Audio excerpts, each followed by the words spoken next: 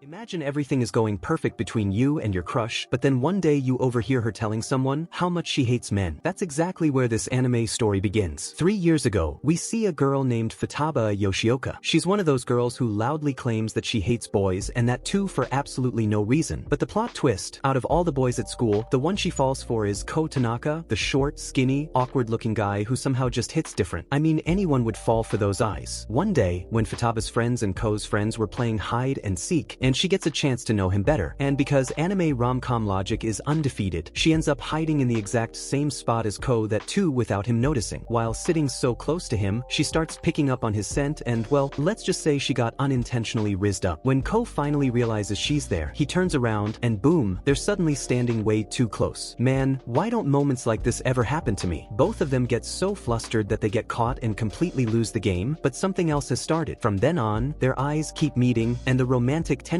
between them is unmistakable. One rainy day, Kou even lends her his hoodie so she won't get drenched, joking that he's only worn it once, so she doesn't have worry about the smell. Classic anime smoothness. And then Kou does the unthinkable. He breaks the universal law of rom-com anime by actually asking her out in the first episode. He invites Futaba to see the summer festival fireworks with him. Futaba, being the queen of awkward timing, freezes at the moment. She doesn't say yes. Also, she doesn't say no. So, Kou just smiles and says, "See you at 7. Our boy is smooth again." But things never stay simple. When one of Kou's friends spots them talking, he won't stop bugging Futaba, asking if she's dating him. Annoyed and frustrated, she shouts at him saying, "No, and this is exactly why I hate boys." But like Futaba, did you also really think Kou would magically understand that what she actually meant was, "I only hate other boys, not him"? Why do girls think we've got some built-in mind-reading antenna? And just like how you miss the hints from your crush, Kou misses this one too. He thinks the girl he likes just rejected him and hates his guts. On the day of their date, Futaba still goes to the spot hoping to see him, but Kou never shows up. Heartbroken, she convinces herself she'll explain everything when school reopens. Spoiler, too late girl. After summer vacation, she finds out Kou transferred to another school. Futaba still goes to the place they used to meet, hoping he'll show up someday, but he never comes. Time skips forward 3 years to present, and now Futaba is in high school, but Futaba still hasn't forgotten him, but instead of being as sweet and girly like before, she's gone all out to push boys away, talking badly, acting sloppy, doing everything she can to avoid their attention. On her very first day, she even makes friends with girls who also hate boys for no reason. They're basically a squad of professional man-haters. Meanwhile, in her class, there's this girl named Yuri Makita. She's cute, friendly, and actually liked by boys. Naturally, Futaba's new friends refuse to talk to her because, well, anime logic. But deep down, Futaba secretly sees herself in Yuri because she used to be just like her. After class, Futaba bumps into this strange boy who feels oddly familiar to someone from her past. Something about him reminds her of Kou, even though she knows it can't be him. Still, her heart starts racing with memories of the past. She ditches her fake friends, runs after the boy, thinking, just maybe it really is Kou. She searches the school and finally sees him turning around with a smile. Futaba thinks he's smiling at her, but no, he's actually smiling at his friends standing right behind her, embarrassing her. But the very next day, fate gives Futaba another chance. While walking to school, she notices that same mysterious boy, and surprise, he actually lives near her house. There's just something about him, a certain riz hidden in those cold eyes. With just one glance, it's like he's silently telling her, "Follow me." And of course, being the main heroine, she does. They end up at the same shrine where Kou used to meet her back in middle school. Her heart was racing, and Futaba can't bring herself to say his name. That's when he breaks the silence, saying, "My name isn't Kou anymore. Mabuchi." At first, Futaba thinks she's mistaken, it must be someone else. But Mabuchi confirms it. He is the boy she's been thinking of all these years. Only now, Bra went from cinnamon roll to ice prince real quick, and everything's different now. His parents divorced, he changed schools, and now he goes by a new last name. Seeing him again, Futaba was stunned by how much he's changed. Mabuchi even scolds her for not recognizing him earlier, then casually jokes, "I could give you a big reunion hug if you want." Futaba, of course, panics and refuses, because anime girls have a built-in no hugging within 300 chapters policy. Mabuchi just shrugs and says he understands. After all, she hates boys, right? But Futaba finally clears things up. After 3 years, she blurts out that he's different from the others, and that she never hated him. For a brief moment, hope flickers in her eyes, until Mabuchi crushes it. He admits he used to love her, but those feelings, they're in the past. They've both changed too much. And with that, he leaves Futaba frozen in place, crying her eyes out. Absolute emotional damage. The next morning, Futaba goes back to her usual act, buying ridiculous amounts of food in the cafeteria so the boys will think poorly of her. But this time, it backfires. A cafeteria worker accuses her of not paying, humiliating her in front of everyone and even forcing her to pay twice. Her so-called friends don't defend her either. They just tell her not to act like a thief. Great squad you got there, Futaba. But then, like a cold prince descending from the heavens, Mabuchi steps in. He declares that she did pay and even makes the worker apologize. Futaba thanks him, but Mabuchi doesn't stop there. He tells her she gets swayed too easily by others. He doesn't like that. Then, in classic Sigma mode, he adds, "But it's not my business anyway, so I don't really care." Bro, pick a side. Are you her savior or her hater? Naturally, Futaba was even more confused. Sometimes he's kind, sometimes he's colder than Antarctica. But she isn't the only one struggling. Yuri, the cute girl from her class that everyone avoids, was also going through it. She tells the group she's having lunch with friends from another class, but when Futaba goes to pick up her grades, she finds Yuri eating all alone. Futaba points out that sitting outside in the cold isn't great, but Yuri insists she's just enjoying the sunshine. Futaba notices Yuri's keychain, and Yuri, being her sweet self, offers to give her one too. She even thanks Futaba for talking to her because every other girl just hates her just for being liked by boys. Yuri admits she doesn't get why people hate her, she's just being herself, and she refuses to change for others, which, ironically, is exactly what Futaba used to do. After saying goodbye, Futaba realizes she and Yuri are a lot more alike than she thought. But before she can process that life lesson, she spots Mabuchi talking with Professor Yoichi, who also happens to be Kou's older brother. And because this is her ultimate crush we're talking about, she goes full ninja mode and tries to eavesdrop. The teacher tells Mabuchi that if he wants to stay in the advanced class, he needs to raise his grades. Futaba was shocked. Turns out Mabuchi was actually smart. But of course, before she can process that, Mabuchi catches her staring and absolutely roasts her in front of everyone, telling her to mind her own business. Later, while carrying her class reports outside, Futaba runs into Mabuchi again, and like true savage, he mocks her, pointing out how her so-called friends didn't even bother to help. Futaba, of course, expects him to step in like a gentleman and lend a hand, but nah. Mabuchi just shrugs, says it's not his problem, and walks away like an absolute Giga Chad. Honestly, respect to his consistency, this man is speed-running the cold-blooded route. Thankfully, Professor Yoichi shows up and helps her instead. While walking, they end up talking about Mabuchi. Yoichi tells her to be kind to him because, deep down, he really is a good kid. And here's the big reveal for her. She learns that Professor Yoichi is actually Mabuchi's older brother. That's why they look so much alike. But then, back in class, Futaba's friends start taunting her for taking too long, which just reminds her of Mabuchi's words. Still, because she doesn't want to be alone, she stays with them. But the breaking point comes when they start trash-talking Yuri again, saying she's just desperate for male attention. This time, Futaba can't hold back. She defends Yuri, saying she's not like that, she's just really lonely. Her fake friends double down, saying Yuri deserved it for being the way she is. Futaba snaps and tells them to shut up. She points out the obvious that they only hate Yuri because she's beautiful and boys like her. Basically, they're just two bitter NPCs who have nothing better to do than roast other people. But then Futaba's fear of being left alone kicks in, and she laughs it off like it was a joke. Classic damage control. And right on cue, Yuri herself walks in. She hits them with the Uno reverse. If you really hate me, why are you always talking about me? The two friends instantly panic, throw all the blame on Futaba, and walk out saying, we're not friends anymore. Futaba technically loses her only two friends, but let's be honest, they were fake friends anyway. In return, she wins Yuri's trust. Yuri thanks her for standing up for her, but Futaba admits she wasn't defending Yuri, she was just defending herself. At least Futaba's honest. After Yuri leaves, Futaba sits alone, realizing she's back where she started, completely alone. But just then, Mabuchi shows up like a plot summon knight. She tells him what happened, and even though she's upset, deep down she's glad she finally said what she wanted to say. Still, the guilt eats at her, and she breaks down crying. As students start to gather, Futaba panics as she doesn't want anyone seeing her tears. So, Mabuchi does the most unexpected thing. He pulls her gently into his arms, covering her face to shield her like some accidental romantic boyfriend. Bro went from Giga Chad to Prince Charming in like 0.2 seconds. Through her tears, Futaba asks if he's just being kind. But Mabuchi, keeping up his Ice King persona, replies that he only did what he felt like doing. And then he warns her again to stop calling him by his old name. But Futaba can't let go. To her, if she stops calling him Kou, it'll be like the sweet boy she once loved is gone forever. When the holidays begin, Futaba tries to patch things up with her old friends. She apologizes not for what she said, but for how she said it. She admits it was just her true feelings. The girls accept the apology but tell her they can't be friends anymore because she's not like them. Futaba gets it, sometimes you have to let go of friends to grow. Hard truth unlocked. After all that drama, the only person she wanted to see was Mabuchi. She searches all over school for him, and when she finally finds him, she tells him that she's starting fresh this time. She'll just be herself. But Mabuchi, being himself, acts like he doesn't care. Honestly, this man deserves an Oscar for most consistent poker face. Then Yoichi shows up, telling Mabuchi it's time to head home for dinner. Futaba, being Futaba, immediately starts overthinking their living together situation. They tell her not to worry as turns out they're just brothers. And like every good big brother, Yoichi can't resist teasing Mabuchi, asking if Futaba is his girlfriend. girlfriend. Mabuchi shuts it down instantly saying, never. I'd never date a girl who eats more than me. Bro,